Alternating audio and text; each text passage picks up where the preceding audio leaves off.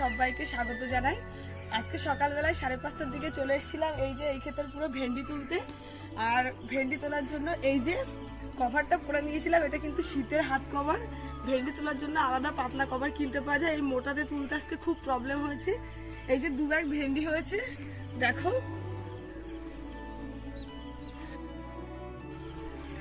আর আমি আর আমার ভাই আমরা দুজন এসেছিলাম ভেন্ডি তুলতে। এই পুরো ক্ষেতটা পুরো দুজন মিলে কমপ্লিট করেছি। গাছগুলো এখনো অনেক ছোট ছোট, ওই জন্য ভেন্ডি তুলতে পুরো গা হাত পা ব্যথা হয়ে গেছে।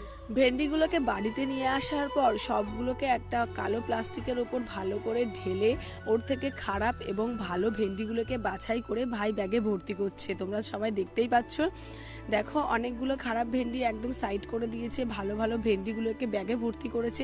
যেহেতু আমাদের ক্ষেত এখনও নতুন, ওই জন্য খুব একটা বেশি ভেন্ডি হয়নি।